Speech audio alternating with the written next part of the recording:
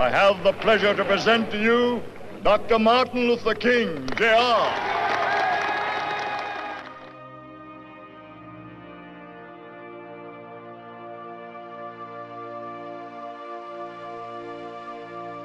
I am happy to join with you today in what will go down in history as the greatest demonstration for freedom in the history of our nation.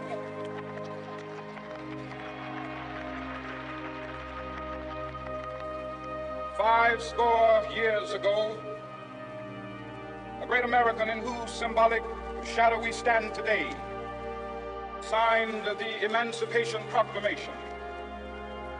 This momentous decree came as a great beacon light of hope to millions of Negro slaves who had been seared in the flames of withering injustice. It came as a joyous daybreak to end the long night of their captivity. But 100 years later, the Negro still is not free. 100 years later, the life of the Negro is still sadly crippled by the manacles of segregation and the chains of discrimination. 100 years later, the Negro lives on a lonely island of poverty in the midst of a vast ocean of material prosperity. This nation will rise up, live out the true meaning of its creed. We hold these truths to be self-evident, that all men are created equal.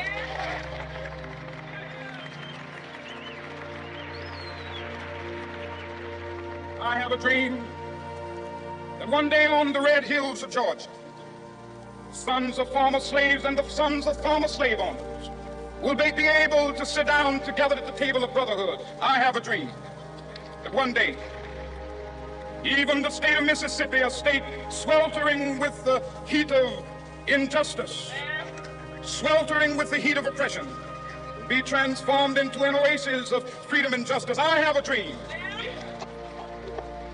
My 4 little children will one day live in a nation where they will not be judged by the color of their skin, but by the content of their character. I have a dream today.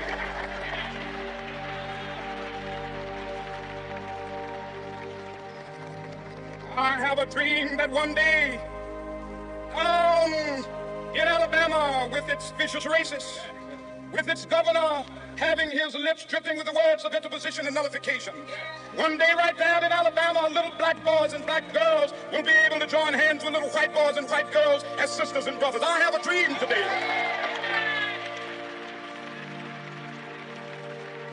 I have a dream that one day every valley shall be exalted.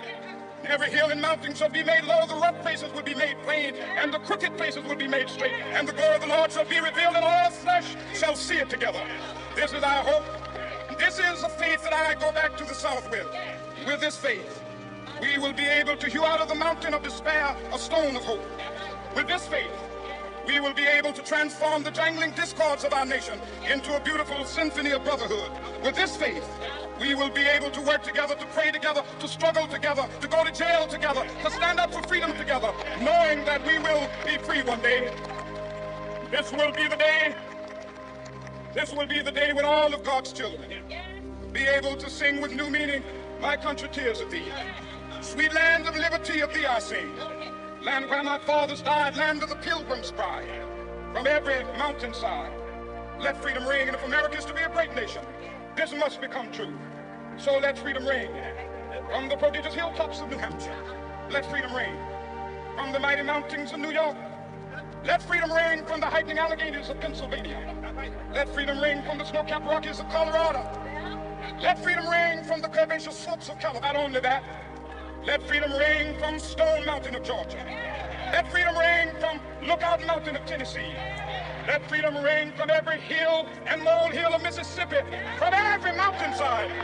Let freedom ring, and when this happens, when we allow freedom to ring, when we let it ring from every village and every hamlet, from every state and every city, we will be able to speed up that day when all of God's black men and white men, Jews and Gentiles, Protestants and Catholics will be able to join hands and sing in the words of the old Negro spirit. Free at last, free at last. Thank God Almighty, we are free at last.